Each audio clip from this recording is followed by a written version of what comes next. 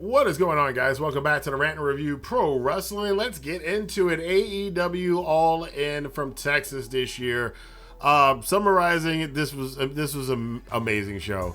Not a perfect show. It was long. It's 6 hours long. But for me, number one, it's All In. It's their biggest show of the year. One time a year for the biggest show of the year, I can tolerate a 6 hour show.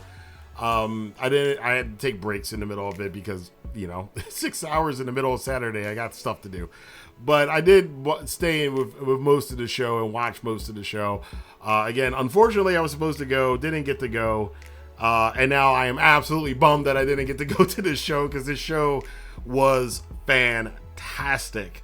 The crowd looked great. I think they said there was anywhere from 25 to 27,000 people. It looked fantastic on television. And I will say, the summary for All In this year, this may very well be a turning point for AEW in the positive direction. Everything went the way it should have gone this night. Even some unexpected things, they were able to make lemonade out of lemon juice. And I will say, even though they had a half of the crowd they had last year, a third of the crowd that they had the year before that, this All In felt bigger than the first two. Let's get into it here. I will say some praise to Dax Harwood in the pre-show match for showing the perfect way to do near falls. He did 3 of them in a row in that match against the Outrunners that I have never seen more perfect near falls done by a wrestler. It needs to be studied. But on to the main show, the Trio Championship match. The Opps defending against the Deathriders along with Gabe Kidd. Gabe Kidd, who is the IWGP Global Heavyweight Champion, although you wouldn't know it, which is the second highest title in New Japan. You wouldn't know it from what he's doing on the show. They did answer my question from my 10 questions about All In that I wanted answered, and it was a therefore as opposed to an and to as to why Gabe Kidd is teaming with the Deathriders and the Young Bucks. And it's because some of the fans, I think they took this from the fans, it's because the Deathriders want to destroy AEW, so that's why Gabe Kidd is teaming with them, and that's pretty thin, but hey, if that's the explanation, at least there is one. So Gabe looked cool in this match, though. Gabe Kidd is a talent. He was showing out tonight. Love to see him and Shibata go at it, him and Joe go at it.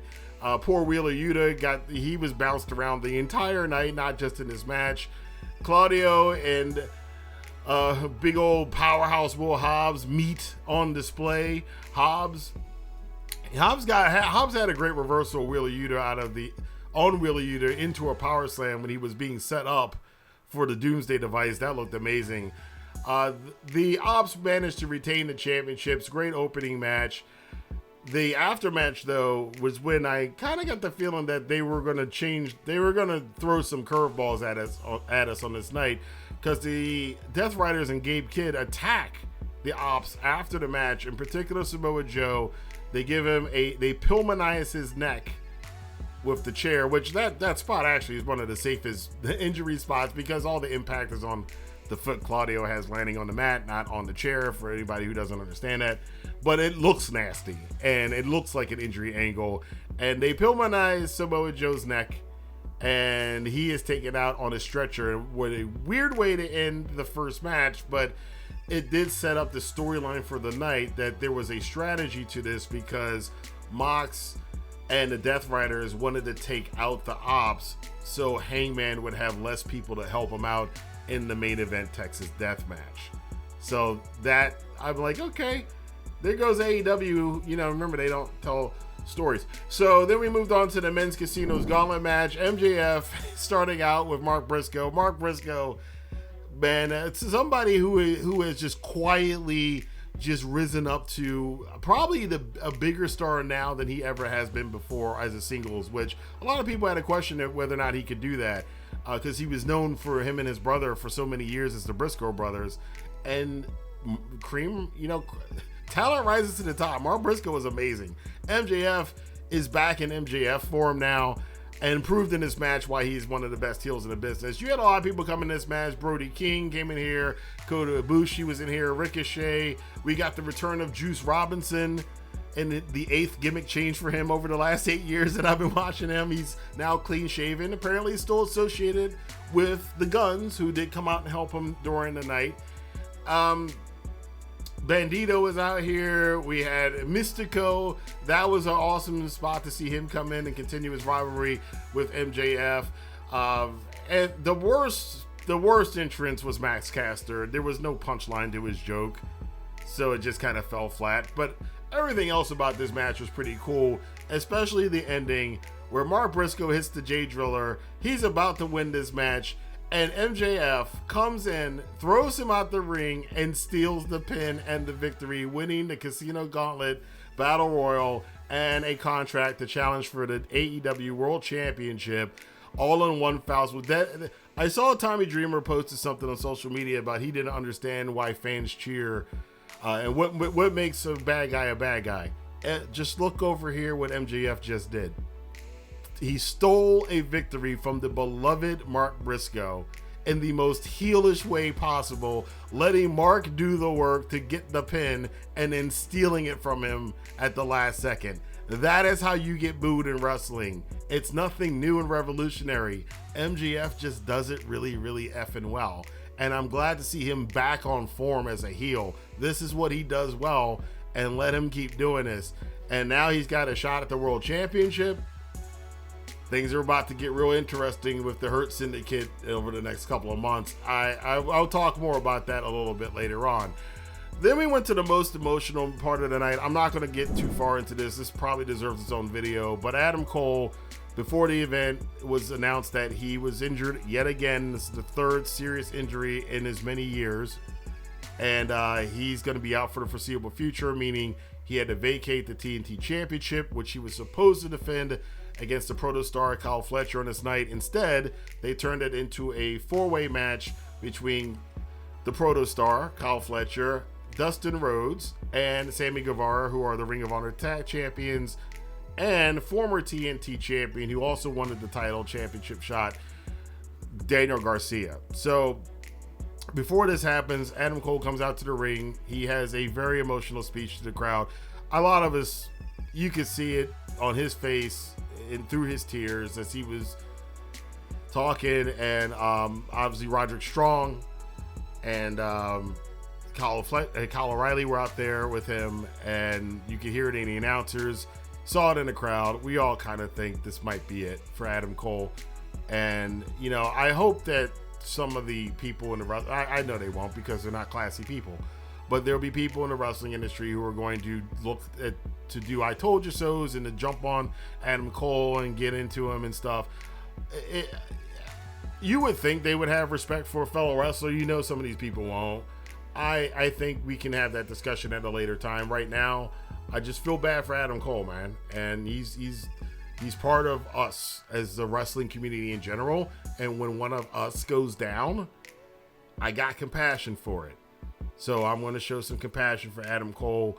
We can discuss the story around why he's in this position again at another time. But I feel bad for the dude. I'm gonna if he doesn't wrestle again, I want to miss him. But I think he'll be back in some way, shape, or form. Adam's not leaving this business, and I can't wait to see what he does. Hopefully, it's back in the ring, and hopefully he'll get healthy and he'll be back for a long time to come. And he's done fantastic work over the last couple of weeks. The downside of this, it did make the match hard to watch. I think it took all of the crowd out of it. The guys did the best that they could. The match itself was okay, but the finish is what really saved it, because surprising me and surprising apparently a lot of other people, Dustin Rhodes of all people wins this match with a roll-up. Him and Sammy were getting into it because Sammy Guevara, remember the pillar that fell off, Sammy Guevara, he looked at this is his opportunity. He used to be synonymous with the TNT Championship himself a couple years ago. Dustin's like, this is my last chance. This might be my last chance. Dustin wins the match. Him and Sammy reconcile, but I see it possible in there. A lot opens up with Dustin Rhodes, however, being the TNT champion. So I'm happy to see it. His tears after the match, a nice bookend, unintentional bookend. One of those happenstance things that happen in wrestling. this segment started off with a very sad thing happening for Adam Cole, but ended with a very awesome thing happening for Dustin Rhodes, winning his first AEW championship. He now has 3 championships, because I believe he's also the 6-man tag champions in Ring of Honor, along with the Ring of Honor tag champions with Sammy. So he's got 3 belts now. His first AEW championship, and in particular, the TNT championship, which was the one that his brother brought in. His brother christened Cody. That was Cody's belt when Cody was in AEW, because Cody couldn't made it so he couldn't win the world title. So that TNT championship is pretty significant for his family now, and then it's going to be even more significant to his family going forward. So very cool moment for Dustin. A very emotional segment of the show. The match again suffered from it, but I think overall it was a cool thing to see. Swerve Strickland and Will Ospreay took on the Young Bucks. Now, this was a well put together storyline, and its stipulation is actually kind of brilliant when you think about it, because even though it seems lopsided that if the Young Bucks lose, they lose the EVP titles, which means, you're losing, that's permanent, right? And what Ospreay and Strickland put on the line is that they won't be able to challenge for the world championship for 1 year. That's not an even trade at all. Nowhere close to being an even trade. But it was better that they did that instead, because the even trade would have been Ospreay and Swerve will retire or quit or whatever, right? But you're not going to do that, because it's obvious that they're not going to quit AEW, and that then you can tell that the Bucks are going to lose. So the smart thing, it's actually a smart thing in the wrestling world. Even again, this is a weird thing about pro wrestling. Storyline wise, again, it's not an even trade. It's a dumb bet for the Young Bucks to make. But storyline wise, for us, the fans, it makes us go, the Young Bucks could win this match, because you could see a scenario where if Swerve and Ospreay lost, then the story heading into next year's All In would be the two of them trying to get to a world championship shot, since that's the only way they're going to be, that's the earliest that they can possibly do it, right? And if not, they may fall way too far behind. So that could have been a whole storyline for the next year going into All In.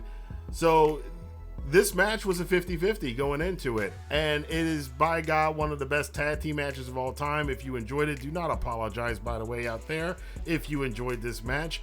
This is not 1989 anymore. It's not 1998. The wrestling audience is different. It's no longer working class blue collar people. It's not families anymore. It's not disgruntled college students like the Attitude Era. It is the digital era of the wrestling fan, and we know a lot of the tricks behind the scenes. So for audience, it is about the performance, and apparently there's enough people out there who like wrestling for the performance that they can have this show. So let the people get the type of wrestling they want. This is elite wrestling. This is what All Elite Wrestling, that E is for. The Young Bucks, by the way, I have noted that over the last couple of months, almost every single match that they have had on Dynamite has received a standing ovation. This match was no different. This is, like I said, match of the year contender.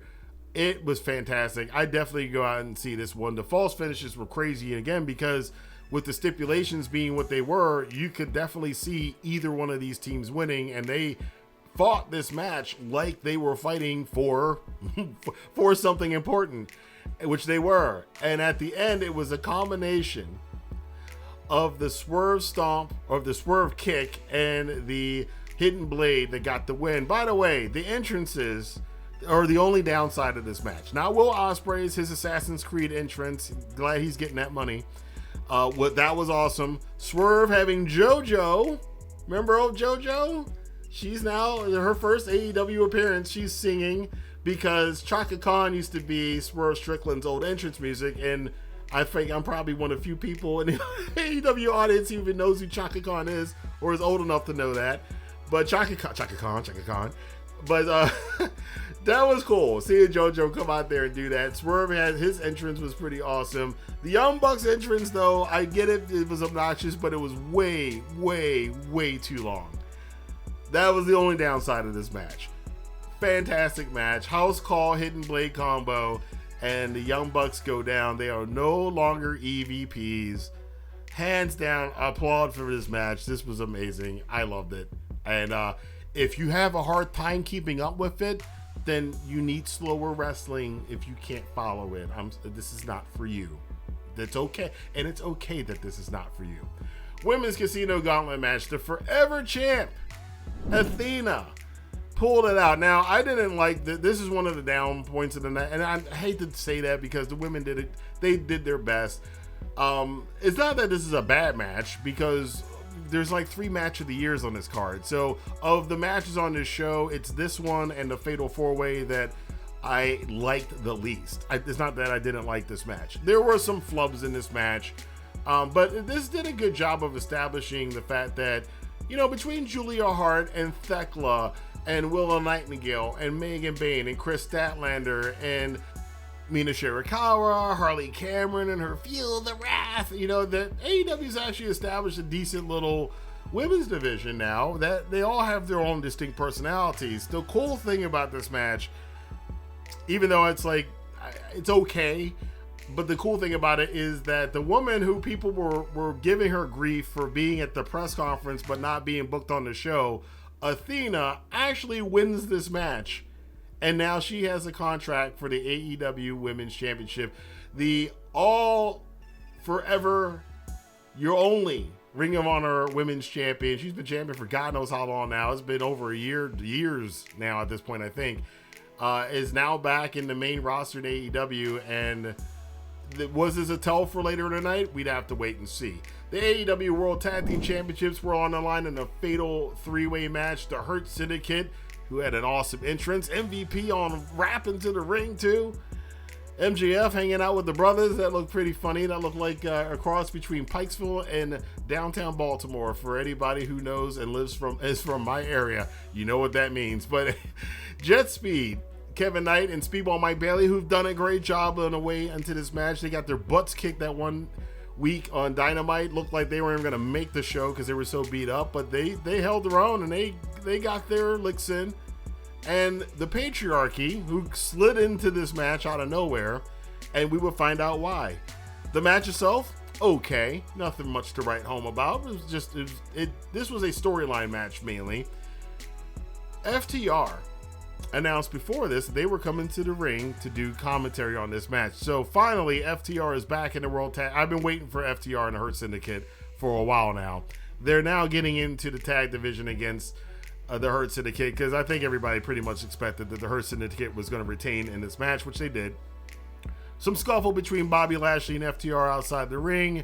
MJF had some words to say. Of course, he used to be in and FTR were in the Pinnacle, if you remember that faction, which FTR on commentary said was one of the worst decisions of their career. Terrible.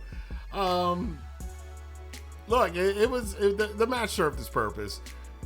After the match is where the real story comes in.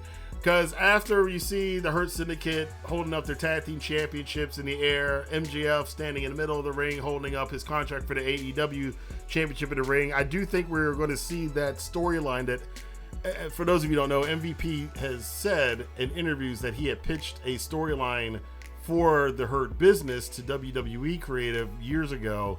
And it's kind of implied that storyline didn't go to them, but they kind of gave that storyline to other people in what would become what we would know as the Bloodline storyline.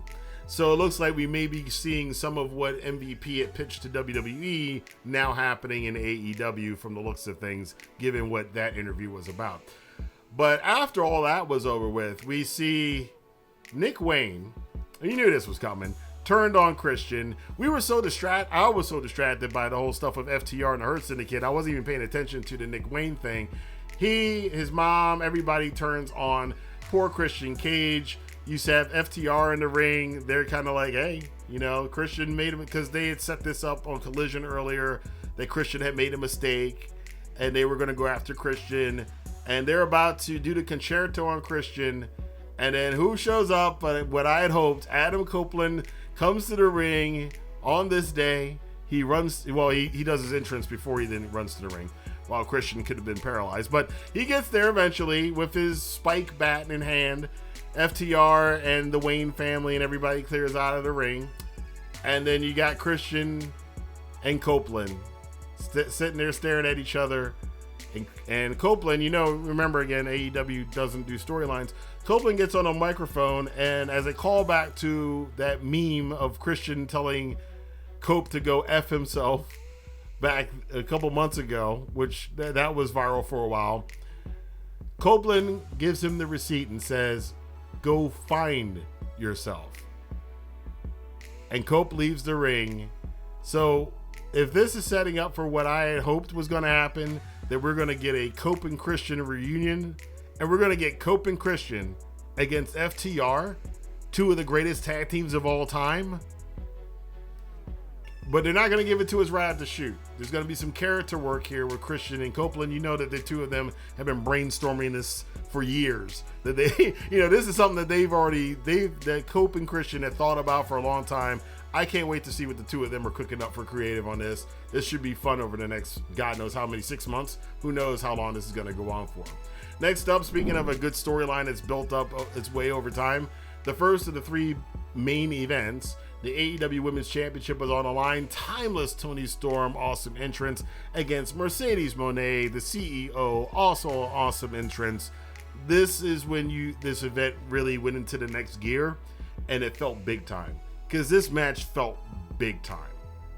This is what I think we had expected AEW to get to, and this is it. Their own homegrown creation, Timeless Toni Storm. This is the epitome of what AEW is supposed to be about. She found her voice in AEW and has become a megastar. And this match has solidified her in that stratosphere now. And Mercedes Moné, somebody who came to AEW to be able to do things that they couldn't do elsewhere, which is be this belt collector and get this for her creative life, for her creative desire, for her love of the pro wrestling as a whole, not just one company, but the wrestling world in general, to do this belt collector thing and try to establish herself on multiple continents and multiple different wrestling cultures and companies as a international star, not just relying on somebody else to do it. That is what AEW is supposed to be about, and we saw that happen in this match. Again, another perfect example of what this has supposed to be, and I'm happy to see them finally get here. It took a long time, but they got here in the women's division. This match was a slow burn, but a beautiful, wonderful slow burn. By the end of it, everybody was on their seat. You got the justified, and by the way, kudos to the Texas crowd. The "This is awesome" chants on this show were justified, and they hit that in this match, because this match did reach match of the year status about halfway through it. And yes, it does have a legendary spot that no one will ever forget. Toni Storm, who has seen way too many pornos, actually simulates muff diving on Mercedes Moné in a reversal of a tombstone pile driver. We've all thought of that. Every wrestling fan has thought about that for years. Toni Storm has done it on a national platform, on an international platform as big as this. And yeah. And in fact, in the post, because Toni Storm in the post match, she had to say something about it, and she thanked Mercedes Moné for having clean lips, both pairs. You gotta love Toni Storm. So the match was amazing. This was fantastic. Toni Storm wins with an avalanche Storm Zero. At one point in the match, she hit 3 Storm Zeros in a row, and Mercedes kicked out. I didn't know how they were going to end the match after that. But it was the avalanche one that got the win. Mercedes came close to winning multiple times. It looked like for a lot of the match, the early part, that Toni Storm was out of her league with Mercedes, but she pulled it out in the end. And this was perfect. This is whatever you could have imagined for this matchup between these two. This is exactly what it should have been.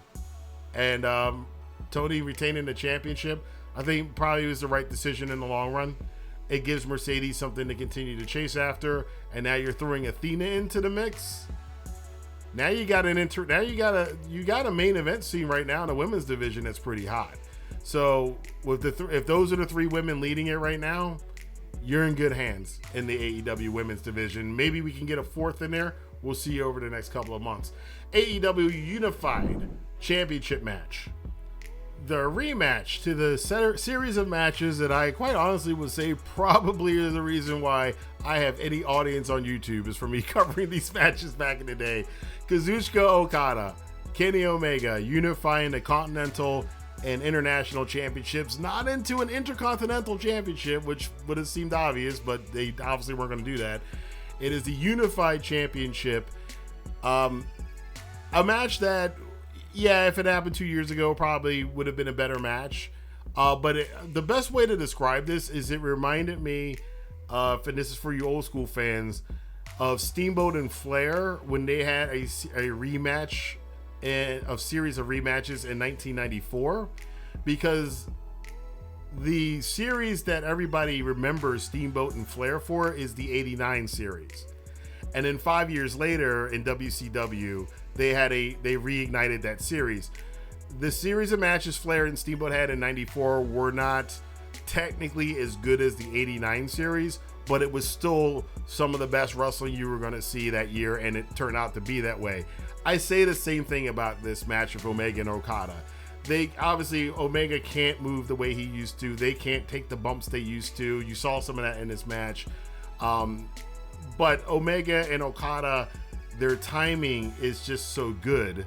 And the contrast of these two characters and these two personalities and their two body types and their two movesets are just peanut butter and jelly, even without them doing crazy bumps in this match that they did in their prior matches in New Japan. This is still a solid match, and it was getting to that level near the end. I was like, oh, they might get close. They got close to those original four matches, but I will say, yes, technically, on a technical level, it's not as good as the four matches they had in New Japan, but it's a great damn match, and I highly recommend it. It was really good. The interference threw me out of it a little bit. Kota Ibushi is at ringside for Omega. I was suspecting, Omega's got the diverticulitis thing. Is Ibushi going to throw in the towel? Is that how Okada's going to win this match? Because coming into this, their New Japan series ended with Omega with 2 wins, Okada with 1. The very first match they had at Wrestle Kingdom 11, the match that went viral and started all this stuff. And they had that amazing time limit draw at Dominion, which is one of my favorite matches of all time. So Omega is actually up in the series. So I kind of figured Okada's probably winning this match. Kenny, how much longer is Kenny going to be wrestling anyway? And that would make the series 2-2-1, which would be fantastic. And that's what wound up happening. The series does end with Okada getting the win. I think it's almost the exact same finish from their first match at Wrestle Kingdom, the same pin routine. Okada wins. He becomes the unified champion. Don Callis is gloating. Screw him.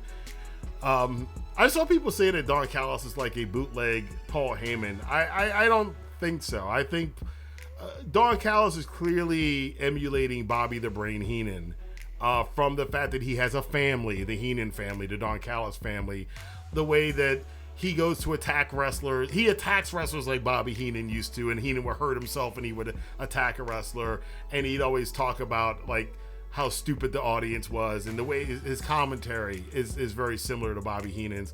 Don Callis is definitely doing a Bobby. Even this storyline with him being obsessed with the one guy, how Heenan was obsessed with Hogan, Don Callis is obsessed with Kenny Omega. I definitely would recommend it. It's the end of a legendary series. We're probably never going to see this match again. And now somebody's going to do a compilation now. Now all the compilations can begin now of examining and analyzing one of the greatest rivalries of all time in pro wrestling. Certainly Okada and Omega is up there. This series is complete. It has earned its place. The main event of the night, the AEW World Championship, Hangman Adam Page against Jon Moxley. We haven't seen this damn championship in 9 months? It's been in a briefcase. Hangman Page comes out to his original old music, his old New Japan music, his early AEW music. Was pretty cool to see.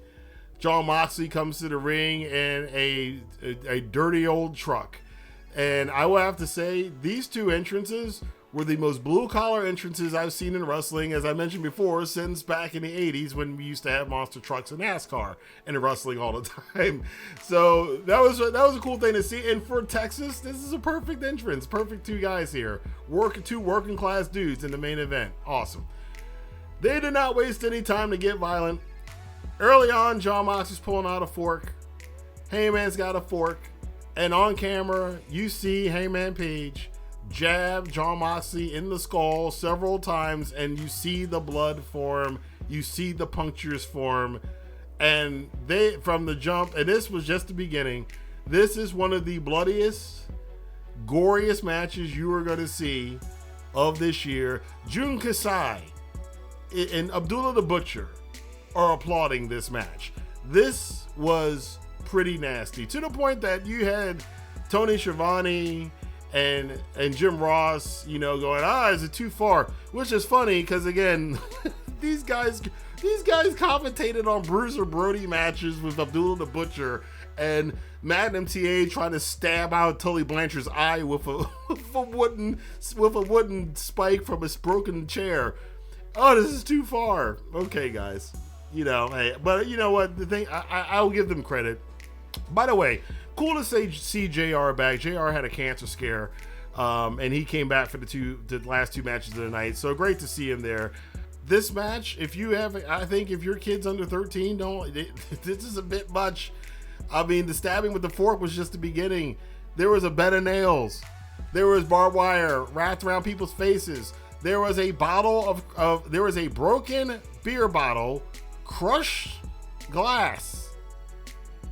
And these guys took bumps on their back. Moxley tried to rub it in Hangman's face. Hangman got slammed on it several times. They're gashed up. They're bleeding out. Moxley's got this giant gash in his head.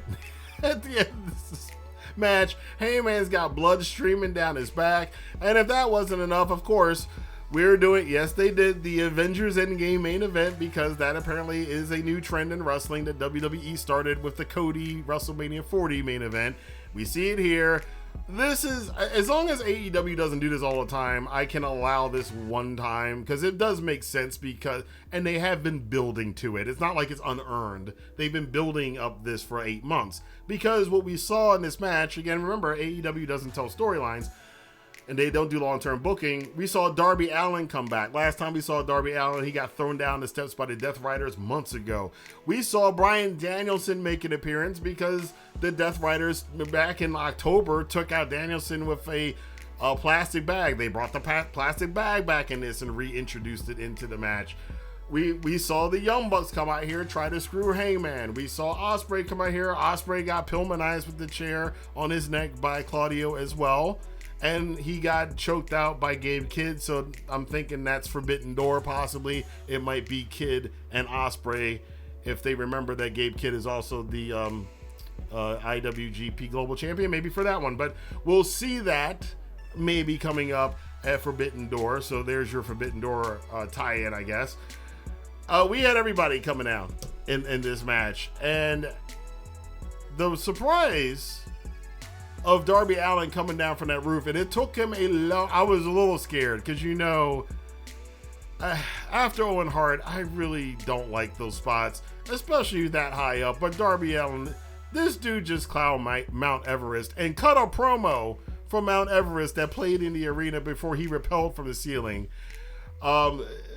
Danielson doing the yes kicks. Apparently he doesn't give a crap that WWE once again asked him to stop doing it. He did it. He did it anyway.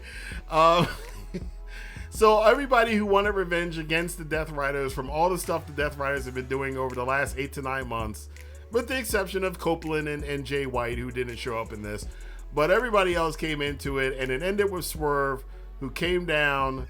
He had the chain. He gave the chain to Hangman, the same chain that they used during their matches. And Hangman, how appropriate is this, man? Somebody drew this. This is clearly somebody thought this one through. Thank God. Congratulations, AEW. Somebody thought this through. The finish is Hangman, Adam Page in a Texas death match in Texas at All In. hangs Jon Moxley by the same chain that he and Swerve used to hang each other with, that Swerve gave him. Moxley finally finding somebody who was willing to go to the limit Mox wanted them to go to, which is damn near deleting Moxley. And Moxley saying, oh, he went there, he got there, he tapped out. It took that to get the AEW championship off of Jon Moxley. The whole story made sense. And then to top it off, which scared me for a minute because I thought that Hangman couldn't figure out how to open a briefcase. I was like, oh crap, he can't open a briefcase. This is terrible. Hangman gets the briefcase. He finally opens it up and he pauses and he starts crying. And the crowd is chanting and cheering him on. And he finally opens the briefcase, and in the briefcase is the AEW championship we haven't seen since last, what was that, October. Still with Bryan Danielson's nameplates on them. Nice detail there. Hangman holds it up, tears and blood streaming down his face, wide-eyed and wild, and the crowd erupts. I didn't tell you, AEW, y'all did... You know, for all the crap they have taken so much crap. I've given them crap too. We have all given them so much crap for the storytelling stuff. And it turned out at the end, when it all came together, it all made sense. And all these little details came into play. Congratulations, man. That show was great. All In 2025 from Texas. Probably one of my favorite. This is in my top 3 favorite AEW shows of all time. It's definitely a show of the year contender. It's going to be hard to beat this one. But yeah, I got to give it up, man. But I want to know what you guys think. Let your voice be heard in the comment box below. Not to say that, again, this show had its foibles. Some of the things didn't work. The Bucks entrance didn't work for me. Some of the women's gauntlet match was messed up. The unfortunate news of Adam Cole kind of messed up the 4-way, and the tag team match was okay. But outside of that, everything else was damn near perfect. So, hats off again to AEW. Let me know what you guys think. And if you are of the people who didn't like the show, by all means, without being an ass, let us know down in the comment box below. Until next time, I will see you guys here for more news, rumors, and reviews on the Rantin Review Pro Wrestling. Have a good day.